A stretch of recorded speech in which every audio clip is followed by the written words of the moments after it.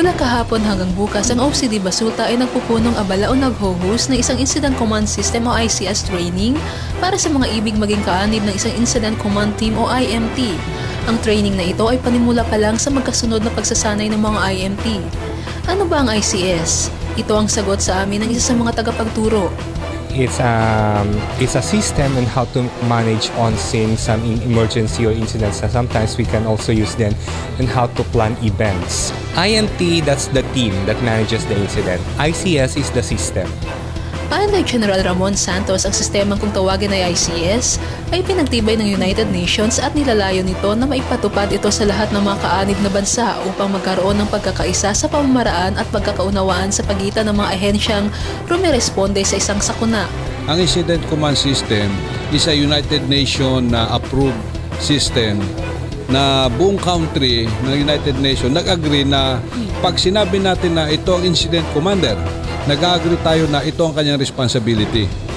Kasi yung plano is how we are going to do things. Itong Incident Command System is ito yung mag-i-implement in case ng emergency.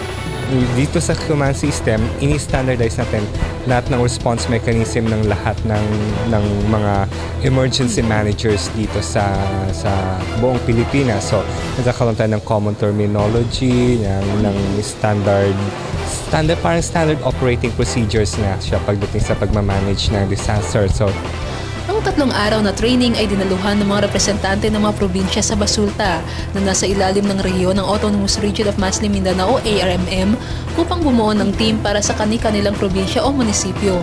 Participants natin, most of them are disaster managers or emergency managers galing sa province of Basilan, Sulu, and Tawi-Tawi. There are provincial disaster risk reduction management officer and municipal disaster risk reduction and management officers, and some agency members of the National Dream Sea. Very critical na naririto. At ngayon makikita mo rito, merong military, karamihan ay disaster emergency managers at ang Red Cross naririyan. Kasi yan ang tatlo na yan na parati na lamang pumutok. Ang training ay nahahati sa module at bawat module ay mayroong ehersisyo na kalakip upang sanayin ang bawat partisipante. Yes, bawat module, there will be modular kasi design ng course. Bawat module, there is an corresponding activity after natin maibigay yung scenario. Ang karugtong na training ay ang 5 araw na All Hazards ICS training kung saan ang mga makatatapos ng panimulang training na ito ay lalahok. Lahat ng successful participants na makakapag-complete ng course will go to another level, which is the All Hazard Incident Management Team training. So this will be a 5 days training. The selection will be based, of course, on their qualification at the same time on their performance. Ano ang magiging kampanin ng mga makatatapos ng 2 antas ng training na ito? Because in the event that there will be a real emergency or disaster within the ARM region, then they will be the one to be to respond, okay, on their respective municipalities or provinces.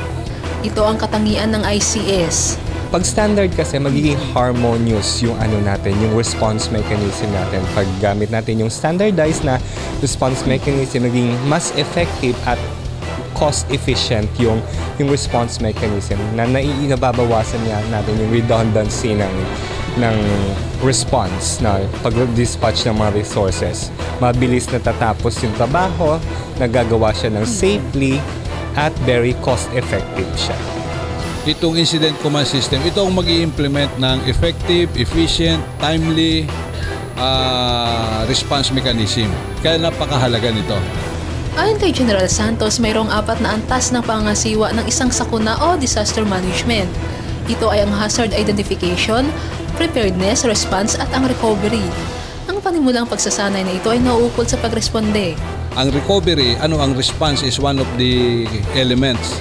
So ito ang mag-a-address nung isang element na yon. Kaya ano naman ang diferensya kung hindi nakapag-training at rumisponde sa sakuna ang isang tao? He will act only on instinct. Miski na sa military, hindi ba? Pupunta siya dyan. Hindi niya alam ang gagawin niya. Hindi niya alam na yung barangay captain mas mataas sa kanya. away na ang mangyayari. Pagkakaisa at pagtutulungan. Ito ang diwa ng Disaster Risk Reduction Management Council sa pagbuo ng Incident Command Team at paggamit ng sistema na kung tawagin ay ICS. When it comes to disasters or anything of that nature, Basilan will still be under one incident command. No? Kasi mahirap namang may sunog na nangyayari sa isang lugar and then iba yung magre-respond, iba yung, di ba? So it still has to be everybody. No, in addition na dun sa sinabi ni Jamjo, kaya ito nagkakaroon ng ICS, Incident Command System, para magkaroon ng unawaan yung bawat tao sa kanyang komunidad at walang magiging lapses or in isang click, sabi nga nila, kaintindihan na para hindi magkaroon na sabi, Basilan ito, Isabela ito, Underarm ito, pero we're the same, pag OCD, pag Red Cross, the same po yan ang ginagawa to help in the sake of humanity po. Yun lang.